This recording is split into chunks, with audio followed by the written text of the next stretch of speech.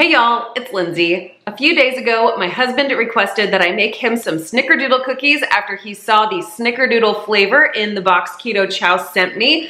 So I hopped in the kitchen, got to work, and created something that he was beyond thrilled with. I only have one cookie from that batch left. He wants more, so I'm gonna do that. I'm also gonna show you exactly what I did to make these cookies so that you can try them out for yourself. We think they're pretty rad. I'd love to know your thoughts in the comments below after you try this recipe out. First things first, there will be a recipe card that you can print off over on my website for all of the exact ingredients and step-by-step instructions for these Snickerdoodles. The link will be in the description box down below. Second thing, I've collected all of my ingredients that I'm going to need, and I have taken the time to pull out my eggs and my butter, left them here on the counter for a little while so they came to room temperature. This will make the process infinitely easier. First up, I have my stick of softened butter. This is unsalted, 8 tablespoons. I'm gonna use a hand mixer today. You can use a KitchenAid stand mixer. You can use just a fork and arm muscle, whatever you wanna do. I'm gonna beat this for about a minute until it's lighter in color and kind of whipped almost. Next up is sweetener. I have pure allulose right here. It browns really nicely and it acts a lot like sugar in baked goods. Half a cup. I'm going to cream together the allulose and butter until they lighten up in color and are fully combined.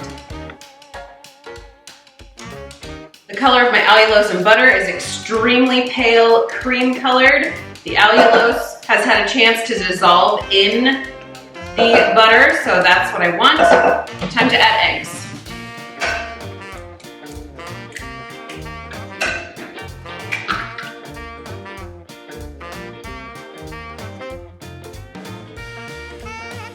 Don't worry if your butter mixture looks a little bit broken after adding those eggs in. We'll add in our powdered items and it'll all be fine. For my dry ingredients, I need some of my homemade baking blend. I have a video showing you how I make this.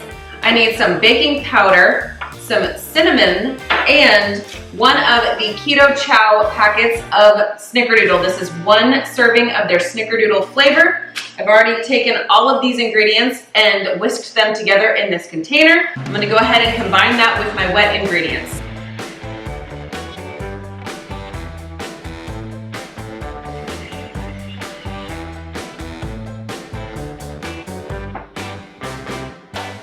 Once you've scraped down the sides of your bowl, go ahead and pop your dough in the refrigerator for about 15 or 20 minutes to firm up. I just pulled my dough out of the refrigerator. It was in there for about 15 minutes. While this was in the fridge, I got my oven preheating to 350.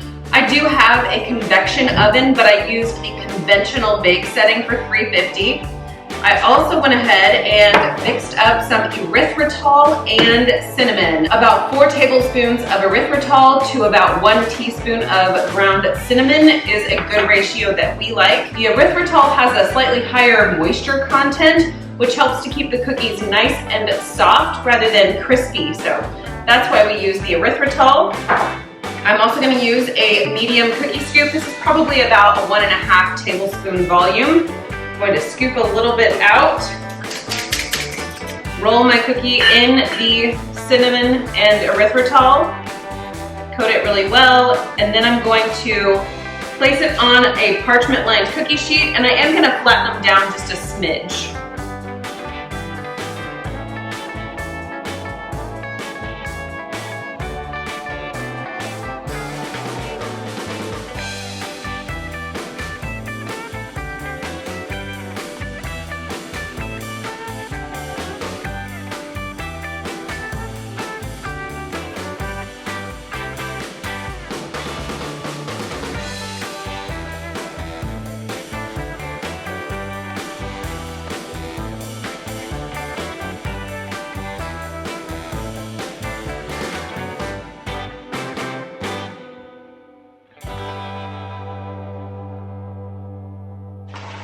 Don't overcrowd your pan. I've got a dozen right here. I'm gonna bake these for 11 minutes at 350 degrees.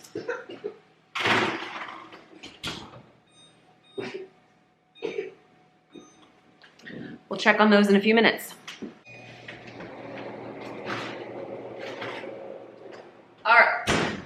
This is how they look coming out. I'm gonna drop these flat. That'll help all of the cookies kind of flatten out a little bit. I'm gonna let these cookies cool all the way through. I'm gonna go ahead and snag my next batch and get those into the oven.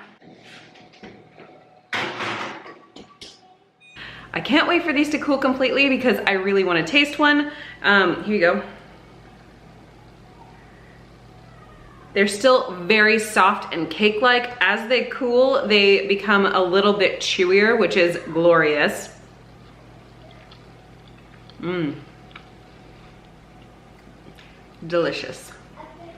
Using that cookie scoop that I use gives me between 18 and 20 cookies per batch. So do with that as you will. A larger cookie, you're gonna get fewer. Smaller cookies, what's the point? Mmm. Mmm. All right, I gotta go. I hope you give these a try. Let me know how you like them in the comments below. Also go check out my baking blend video that's gonna be right over here. That will give you the exact recipe for that so you can make these delicious cookies. See you next time.